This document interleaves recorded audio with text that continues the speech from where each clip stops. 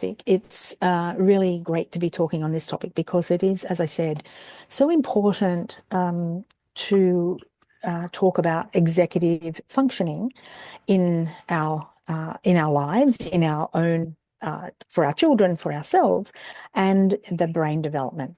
So let's get going. This is what I hope to cover today. What is executive functioning? What's the brain's role in executive functioning? What lies beneath that? Anyone that has joined me for other sessions will know that I look at underneath these labels. So we're going to do that today. Look at this next piece came from questions that you sent through. Executive function, can it be assessed and can it be improved? Then let's look at what the research is telling us, and then a little bit about Arrowsmith. So let's get going. The first question that people asked is exactly what is executive functioning? So it is a series of mental processes, and some of these terms will be familiar to you: working memory, flexible thinking, mental initiative, attention, and self-control. But what do those mental processes do for us? So those mental processes help us make decisions and solve problems. They help direct our behavior to achieve the goals we want to achieve. They help us keep attention. They help us predict what's going to happen as a result of our actions. They help us anticipate events, manage our time, manage our emotions. One topic that seems to be very topical right now in our world is that immediate gratification. So it's our executive functioning that delays that need for immediate gratification. And it's used for using past learning to plan for the future. So if those mental processes are help us do all those things, exactly what's happening in the brain when we talk about executive functioning? As we know, our brain is absolutely our most important asset. People that have joined me for the other webinars will know that I talk about this a lot. And we have the ability to shape our brains. Our brains shape who we are, actually, because it's our brain that helps us understand the world around us. And though we can also shape our brains, and that's what I'll talk about today. And more importantly, for this topic on executive functioning, is what is our brain doing in a task? We know the brain is responsible for all of the tasks we do, no matter whether they're small or no matter what they're, if they're complex tasks, simple to complex. Our brain is responsible for all of that. We kind of go through our day not thinking about that. We think about, what it is that we're doing, but we don't actually think about it's our brain that is driving what we're doing. So in that term, then, what is happening in the brain when we're using our executive functioning? So I want to describe it like this. Our prefrontal cortex is always searching for a problem to solve. It is always on. It never gets turned off. It's always like a searchlight. It's always looking for problems to solve. Then when they find a problem, it finds a problem to solve. At the same time, it is using this function that sits back here in the juncture of the parietal, temporal, and occipital lobes. And that is the function that understands or processes what the prefrontal cortex has found. So basically, we have these two functions: the prefrontal cortex, the executive function area, and we have this other function that uses and understands the problem that is to be solved. So that is working at the same time. So they're always on. These two functions are always on to help us get through our lives. Let's go to these brain networks now, because these are really important to see what these brain networks are responsible for. So we have the default mode network, which is the networks of the brain that say, okay, I'm thinking. Then we have another set of networks, the dorsal attention networks, that tell us what's going on. So I'm thinking, what's going on around me? Then we have the salience network. That tells us what's important here. So let's do it again. I'm thinking, what's going on? Processing the understanding of that. What's important in terms of what I'm thinking and understanding? And then how should I respond to that? So this is what's happening in the brain when we're using our executive functions. The default mode, the dorsal attention network, the salience network, and the frontoparietal executive control network are all coming together to work out what it is that needs to be solved.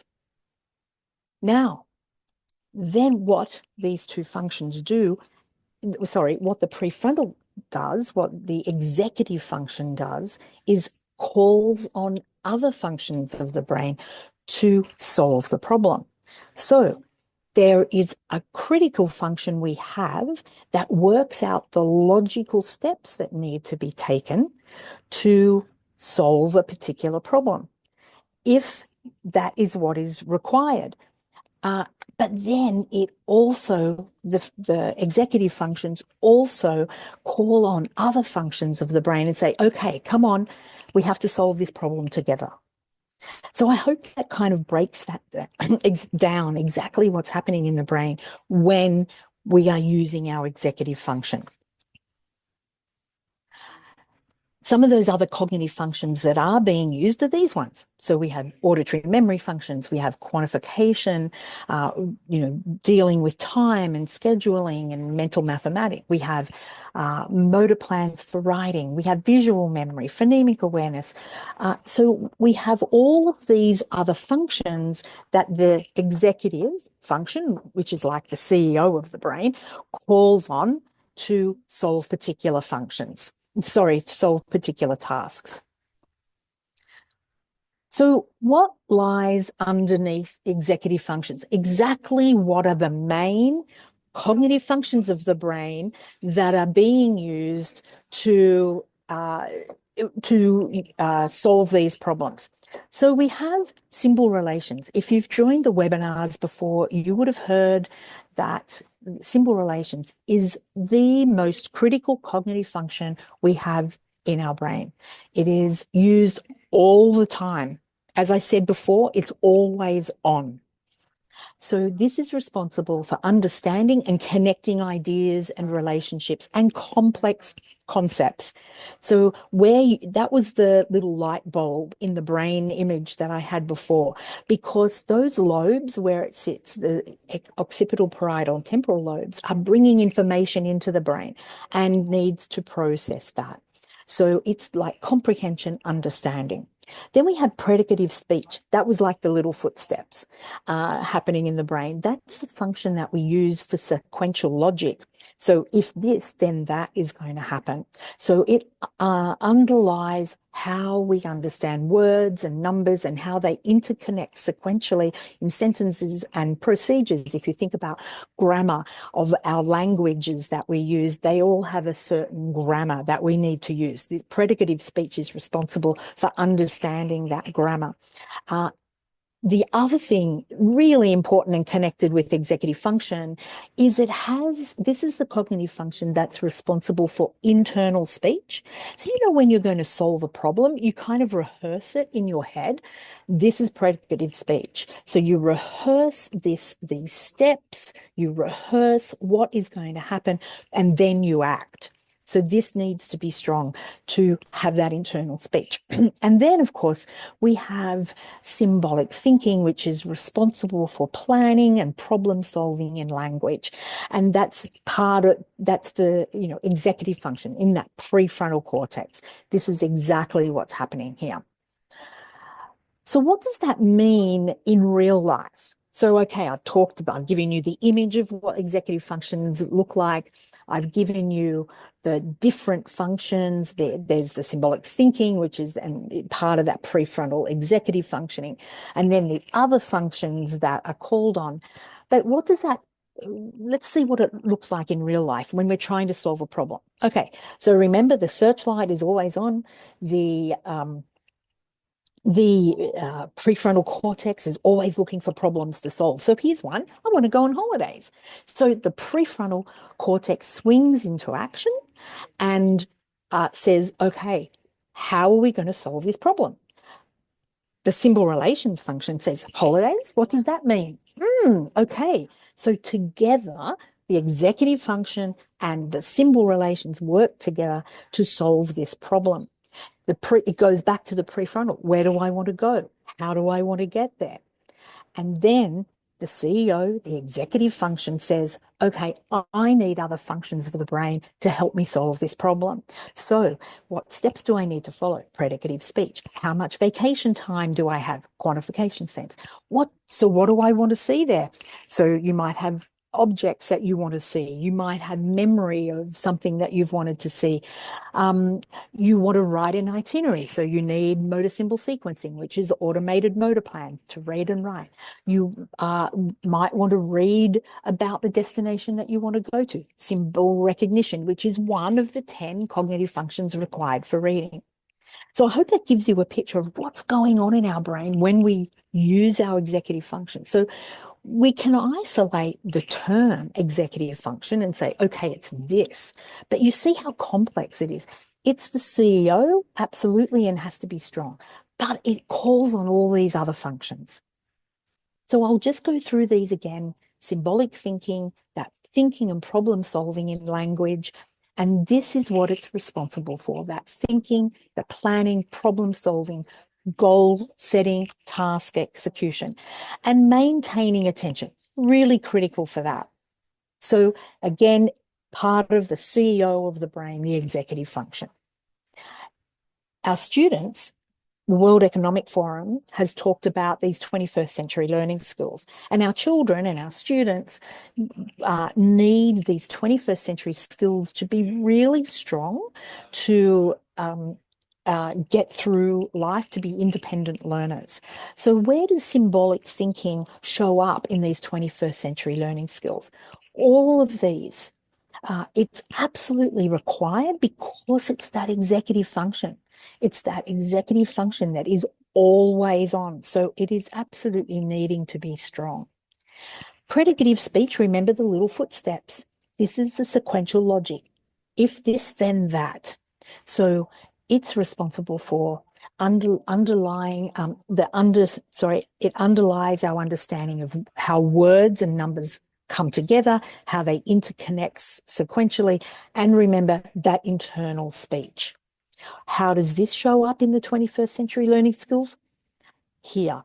It is really important for this sort of work, for these skills to be developed. Predicative speech needs to be, is required here. Then we have symbol relations, which is, again, as I said before, that critical function that is always on, like the executive function, it's always on. But this is the one that is understanding the relationships and connecting the ideas together. So bringing new information into the brain and connecting it with known information. So really critical to work in combination with executive function to solve problems. Where does that show up in 21st century learning skills? Every single one of them. It is the most critical function. This is a question that came up in the questions that you asked is when you registered for this webinar. Can executive functioning be assessed? Well, yes, of course it can be assessed. And there are many executive function assessments available. And I know TDCC also offer assessments on that. But I also want to say to you as parents and as teachers, you can recognize if executive functioning is weak. So I want to run through a couple of scenarios to see if this resonates with you. One thing I forgot here is the cognitive functions that I've talked about work on a continuum. And all of us have our cognitive functions right along this scale. So anywhere from superior to very severe functioning, we have these operating.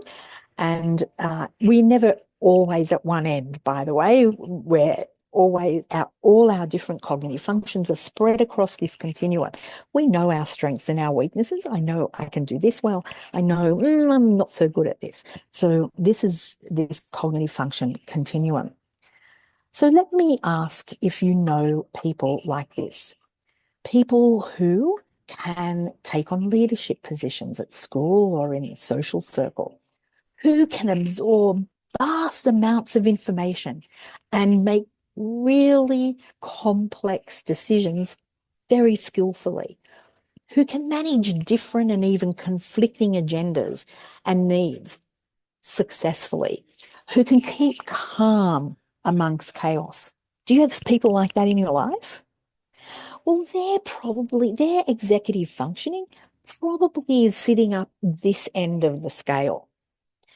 What about children? Do you know children who keep track of their school assignments, manage long-term projects with ease, who can balance part-time jobs and along with their studies, who demonstrate independence and sometimes they're called the responsible one. Again, these students or children probably have their executive functioning working somewhere at average or above. But do you have people that you know who struggle to maintain jobs or relationships, who struggle to be independent, who need that little bit of extra help to be independent, who need more time to organize their work tasks, and they may need to take tasks home because they can't finish it in the workday. I've spoken to many people like this who they say, oh, my work hours are really long because I can't get the job done in the time I have, like other people that I work with. There's also maybe they seem to us to be irresponsible or a little bit flighty, or they just find it hard to juggle all the aspects of their responsibilities. Well, these are probably people that have their executive functioning working at average or below. What about children who need help to organize their day, who need strategies, preset strategies, or tools to help them plan their daily tasks, or at school who need set strategies to get through a particular course of work or a particular assignment. These might be students that we put scaffolds in for. There are children who need routines and predictable expectations, who rely on their teacher or parents long into their high school years and adult years, way beyond what you would expect as normal development. Well, then these children probably have their executive functioning from average or below average. Let's continue to use this cognitive lens on executive function. I want you to think about children or students who encounter a roadblock on their way to school. Maybe the school bus didn't arrive and now they don't know what to do. Maybe I don't know what to do. I have to go home. Or because they can't plan that alternative route. Some children could do that. What about adults as well? What about children or students that can maintain notebooks and assignments in their rooms, their desks, everything's really tidy? Or are they in chaos or disorder? Do they need that systematic method of organization? Or are things lost? What about children or students who um, who manage multi-step tasks and projects? Can they do those, or do they find them a little bit daunting? Or are deadlines met or not achieved? Oops, sorry. There's students and children who become leaders, who can manage feedback, but then there's others who can't manage that feedback, and that kind of puts them off kilter. There's people whose life is littered with social blunders, or what we call foot in mouth, where they really are missing or misunderstanding situations. This all implies some sort of strength or underperforming executive functions. So going back to that question, can executive functions be assessed? Absolutely. And can you observe if executive functioning is weak or strong? Yes, you can. Here on this slide, you have a link to a questionnaire. And if you are thinking that perhaps your child or your student has a difficulty here or a strength, you can take this cognitive questionnaire and you can see if that, you might see if it shows up as something that's weak or strong.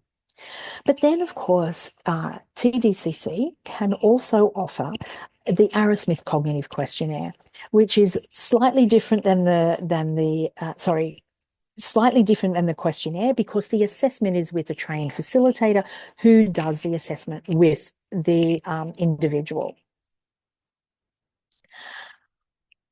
But let me just go back to this last sentence, which is actually really important. Many times we have an assessment and it's like, okay, we've got the assessment, so what? Well, the good news here is that if executive function is underperforming, or if it's okay, but we want to make it stronger, the good news is we have control over that. Remember right at the beginning when I talked about our brain, we can control our brains. So we absolutely can change the brain. We can strengthen the brain to bring these cognitive functions and make them stronger. So how do we do that? Through the principles of neuroplasticity. Because what we know now for decades, more than half a century, we know that the brain can change. That's irrefutable science. And we know that the brain can change its physical structure and its functional organization to change under these certain principles. It needs to be stimulated. You need to pay attention to what is being done, and you need to do that over a sustained period of time. And you need to be working on something that is not too hard and not too easy, so that the brain is effortfully processing. You know that feeling that you get in the brain, you go, oh, my brain is really working? That's effortful processing, but it's achievable. And we also need the brain to be doing something that's novel or complex, so that it's not used to doing what we're asking it to do. They're the principles of neuroplasticity. The other important thing to know is that neuroplasticity is not good nor bad. It is a neutral concept. And this is where our control comes in, because we have control here, because what we do most is how the brain adapts. So the more we do something is the brain adapts to that. So that's important to remember in neuroplasticity and in strengthening executive function.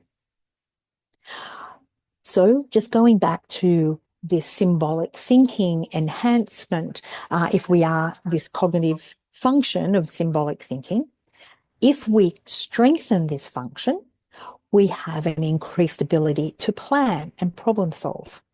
We increase focus attention. We improve ability to use judgment and think critically. We have better goal setting. We have better ability not only to goal set, but use our executive function to achieve those goals, because it's called, that CEO of the brain is calling on all of those functions to come together to solve the problem. by strengthening symbolic thinking, it's generative in the thought process. And so it has the ability to come up with a range of solutions. So it is not just one solution or a part of a solution. The symbolic thinking helps us come up with a range of solutions to solve a particular problem. It gives us greater mental initiative. So we need that, those people that are they have ability, but they kind of feel stuck where they are. They just don't seem to have that initiative. Well, they could have this cognitive function that is weak. So by enhancing that, we can get that mental initiative. And then we can have, we have this ability to improve the consequences, imagine the consequences of the course of action that we're taking. And then, of course, we have that self-regulation, which is part of also what I want to talk about. There were a lot of questions from participants around self-regulation. If we enhance predicative speech, what that leads to is that increased ability to learn procedures in mathematics, to improve our written expression, because remember I talked about the grammar, and of course mathematics certainly has procedures too. So we have the ability to follow those procedures or come up with those procedures. It has, and we would have the increased ability to direct our actions by rehearsing them. Remember, this is a cognitive function that helps us rehearse an action in our head. So by enhancing that cognitive function, we have the better ability to do that. And of course, it helps us pick up vocabulary more quickly because it has, as part of that, the skills required for reading and for writing. And then again, if we increase symbol relations, remember the most critical cognitive function. And I say that because you might say, well, how come executive function isn't the most critical function?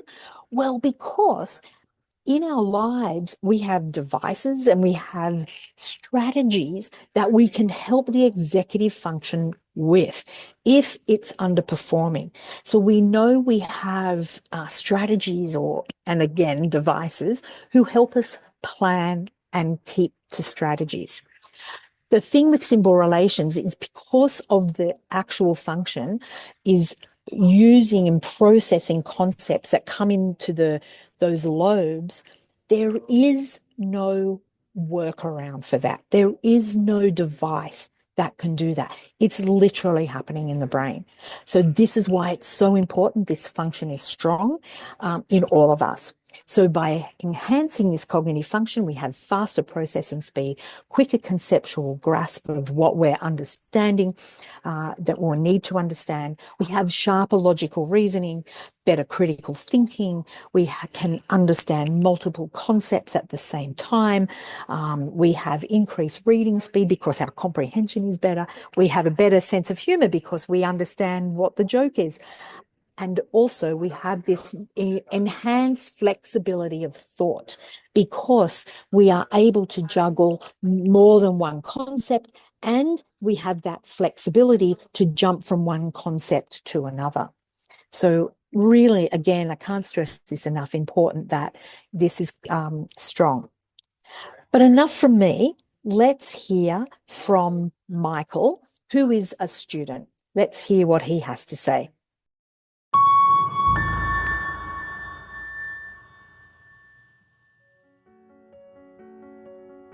My name's Michael. I've struggled my entire life, grades 1 to 12, preschool, middle school, high school, with organization, with keeping up with conversations, trying to listen to a teacher, take notes, try and follow along, and never, ever, ever, ever in my entire journey succeeded. I thought there must be something wrong with me. How can all the other kids in, my class take notes? When I was 21 years old, I kind of had my enough is enough moment, and I signed up for a marathon, gave myself 4 months to train for it, and it ended up being in 2014 in Niagara Falls, and I ended up coming 6th place. I looked at myself and I said, okay, I can't study, I can't learn, I can't focus on anything, but I have this gift for pain, how to transfer these emotions that no one understands what I'm going through. No one understands, what's going on inside of me. And I'm told I can't do anything, that I'm going to be a waste of a life in my life. Pain got me there. Anger got me there. Not confidence in myself with, compartmentalizing and having organization. I was still a mess when I was training. I knew how to show up to a race, do what I had to do, but at the end of the day, my mind was still a mess. I met my fiance Mari, and we were going for a walk downtown Toronto. And I kept complaining to my fiance, saying, Mari, you don't understand what I go through. You have a conversation with me, I can follow a few bits of it for a few minutes, and then I'm lost. My mind, I feel like I'm drowning. I cannot keep up. I cannot focus. I could focus on one thing at a time, and that's it. I can't compartmentalize anything else. And on that walk, we stumbled upon a book called The Woman Who Changed Her Brain. So after doing my psychological evaluation, the program that for me was going to help change my brain was called Clocks. Currently, I started this program on March 17th, 2021. Now in June 2022, I'm currently on level 10, but I can tell you right now, it has changed my life. I cannot tell you what it's done to my confidence in organization, in focus, in siloing any topic, pulling it up like a tab on the computer, seeing what it is I gotta do, seeing all the tasks I gotta do. I'm able to organize my day, my weeks, my months on my own without having anybody to tell me what to do. And I have to thank Arrowsmith, because I never thought I'd have the capacity to do all these things that I could never do before. Currently in my life, I'm a finance manager. When I started in my role, due to my capacity, I was only able to manage one entity. I now manage 8 entities. I've grown, I've 8 times my capacity in my role since starting Arrowsmith. My anxiety, which I've suffered with my entire life, has tremendously decreased. My confidence has risen since I have been on this journey. Finally, after 29 years, I'm able to learn anything new pretty quickly, and I can take notes for the first time after listening to someone in an organized manner and in a compartmentalized, siloed way. This has been a game changer in my life, and I cannot tell you how much suffering I've done without having this skill. This is a skill that I didn't know I'd ever be able to accomplish, and I'm 29, and I've just gotten it now, and I'm so grateful for it.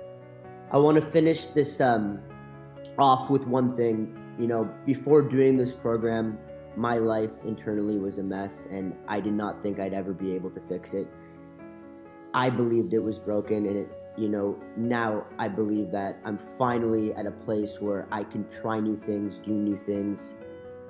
I could learn something new and actually retain it for the first time.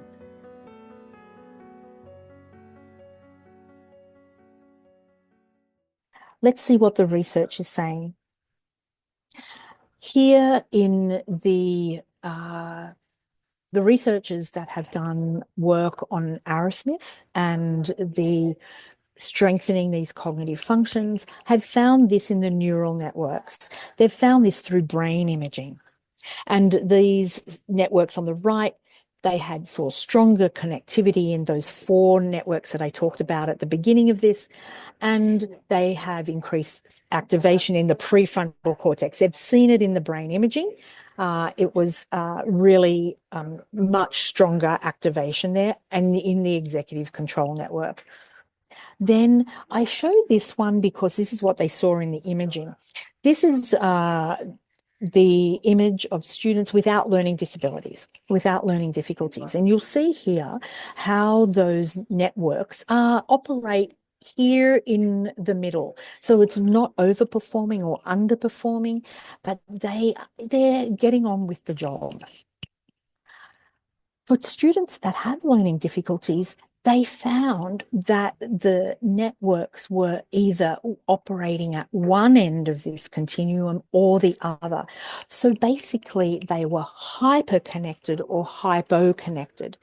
And the researchers believe this is because the stronger connections, the stronger networks were working in double time to compensate for the networks that were underperforming. And what they found is that after a year in Arrowsmith working on and strengthening cognitive functions, or in an intensive program that can work. So both ways, the researchers did brain imaging in both versions of either across a year or in 6 weeks. They found that the networks, as you can see here, came back to being that normal networking. So they strengthened the underconnectivity and they reduced the hyperconnectivity. So they came back more to that middle stream. Here in the cognitive domains are the assessments. I've highlighted the ones that are implicated in executive functioning here. And though many of these other cognitive domains impact, the executive function calls on these other functions. But this is what we've seen in the research about strengthening these functions. This is what improves. And again, academic achievement improves, as well as social and emotional well-being. You can look at all of these in the recording of the webinar. So what is Arrowsmith? You've heard me talk about that a couple of times, and Mylene at the beginning talked about that. Arrowsmith is what we call a cognitive program. It's used to develop and strengthen the brain. It's backed by science. It was developed using scientific principles of neuroplasticity, and it continues to be backed by science through researchers that are looking at its efficacy. And it strengthens the brain to learn more efficiently and effectively. You probably have gathered that by now. It is also what we call a capacity-based program. Many programs for people that have an executive functioning difficulty, for example, put in these accommodations or strategies to work around the problem. What a cognitive program does is it goes straight to the brain. It changes the capacity of the learner, not putting in those structures around the learner. So it changes the capacity of the learner to learn. And of course, Arrowsmith is around the world and implemented at the TDCC in Dubai. I'm going to hand over to Carolyn now to talk about Arrowsmith at TDCC. Hello, everyone. My name is Caroline Wawero. I am one of the Arrowsmith teachers. I am based in Abu Dhabi, and great to see all of you. Thank you for coming and thank you for attending this webinar. So I will give my view from a point of view of a teacher, and I have been teaching the Arrowsmith program for quite a while now, and I am just so positive about what the kids that I have in my class are doing at the moment. Because if you look at the children who we have, the skills that they are gaining from this program, when I look at when they came and how they are right now, the skills are just amazing. Because if you look at the cognitive functions that we are doing, we are tackling, you find that the children are gaining skills like writing skills, they are reading, they are gaining more vocabulary, good spelling, very, very good speech, and actually the confidence levels have become amazing. Yeah. And these are things that we really try to focus on, just on the cognitive functions. And then from the outcomes that we are getting from the children, we see that children are able to read their clocks very, very confidently. They are understanding comprehension. If you give them a chunk of a lot of words or a big paragraph, they are able to dissect and understand the real meaning of what the paragraph is all about.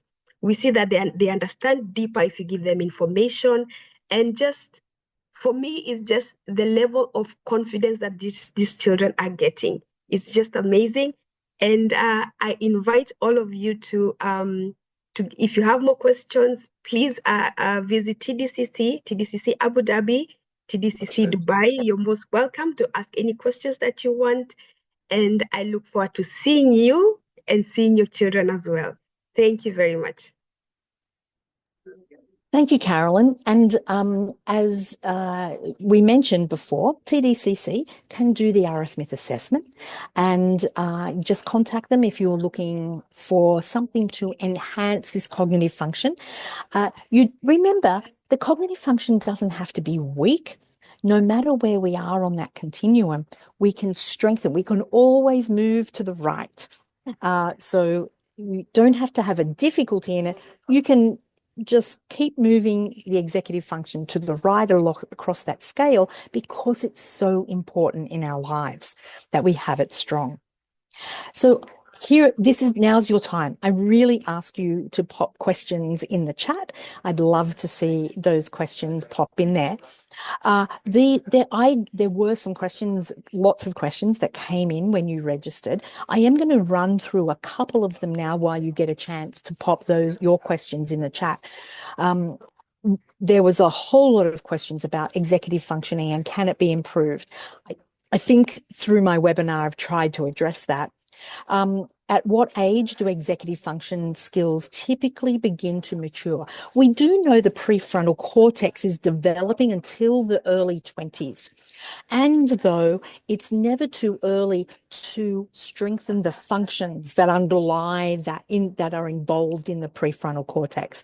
So they can be strengthened from an early age, from around about 6 or 7, but they also can be strengthened beyond that critical development period because of the principles of neuroplasticity. Principles of neuroplasticity say that our brain can be strengthened right across our lifetime. I think the oldest Arrowsmith student has been about 85. Another question came through is how can a difficulty in executive function, attention, or organization be identified? I tried to help you with that today by those scenarios, and I'm hoping that you had people in mind to identify where they may be on a scale of executive functioning.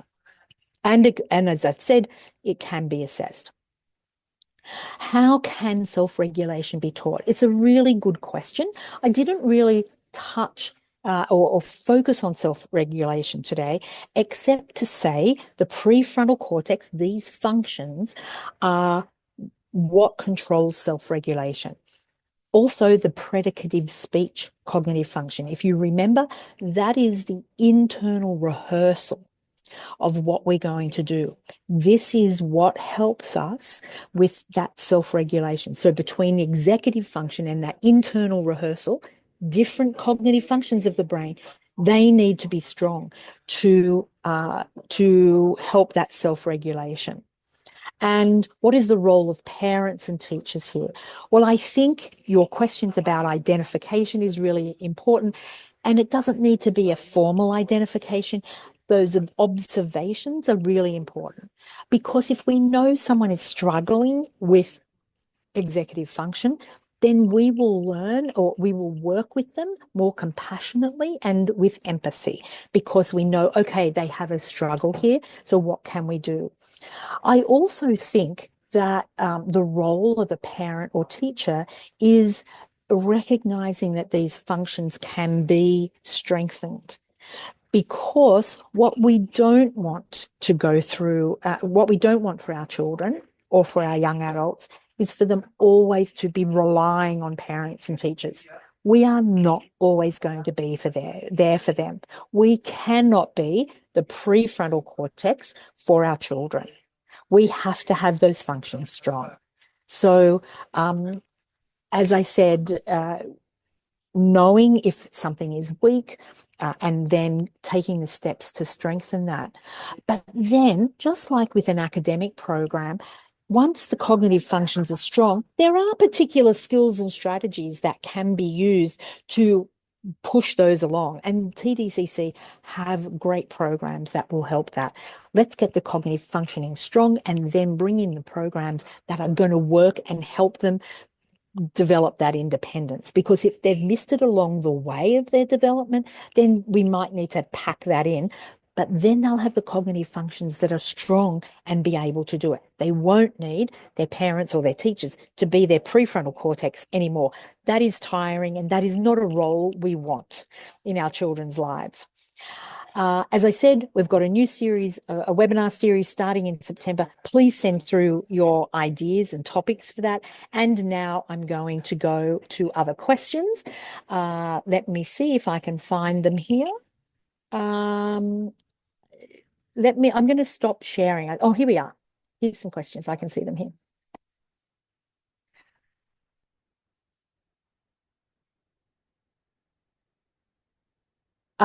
Someone wants to connect regarding a seminar on executive functions in Egypt.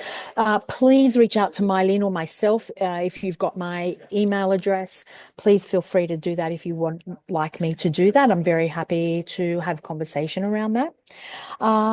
Recommendations for books and executive functions. TDCC may have recommendations for that.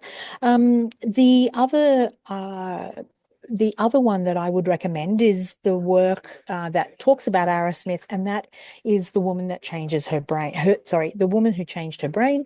And Mylene, maybe we can send the link for that book. It's on our website, on the Arrowsmith website. You can feel free to share that. And like to know if there's any centres or organisations that work on executive functions in the UAE. Absolutely, TDCC is the centre for you. Here's a question. What is elasticity brain meaning? This kid's becoming normal after some times. So all of us have this capacity of the brain to change, but it needs very specific principles to do that training. It's always changing just by what we do in our life. But if we want it to be specifically targeted, then we need to put these principles in place that I talked about today. If you wanted to go to the Arrowsmith website, arrowsmith.ca, www.arrowsmith.ca, there's actually a knowledge guide on neuroplasticity there. So that might be interesting for you. And actually, Mylene, I will give you a blog that you might want to send out to registrants who it's all on executive functioning. So I'll remember to send that to you. What kind of training does one get to improve one's executive functioning? It's a cognitive program, and it depends on which cognitive function you are going to strengthen. Each cognitive function has its own exercise. And teachers can be trained in this method. And yes, you will get a recording of this webinar. How long does it start to see results in a 12-year-old? So what we see in the Arrowsmith program is as we strengthen these cognitive functions, we start to see changes at around about the 3-month mark. But just like if we go to the gym, we don't want to stop when we start seeing those first changes. We would like it to go so that cognitive function is strong, because what's important is go back to that slide when I talked about we use our brain in all the tasks that we do. What the brain will do to complete a task is use the cognitive functions that are strong. That's just normally what our brain will do. It will not use the cognitive functions that are underperforming. It won't use the cognitive functions that are underperforming. It won't. It will use the strong ones. So that's why it's really important for these cognitive functions to be strong, because we want them to be used in the completion of tasks. So that's why, we want to, if we see those first changes happening in someone that's doing Arrowsmith, we want it to continue. We like to say a minimum of a year to get that cognitive function where we want it to be. And I think that's all of the questions that I can see here, and there's lots of links in there. I'm going to stop sharing and then see if anyone has any other questions they'd like to ask, or if Mylene, you would like to add anything in here. Oh, sorry, there's one more question. To what extent can neurocognitive development during childhood be described as a progressive shift from knowledge acquisition to knowledge use? Okay. Our cognitive functions help us acquire knowledge.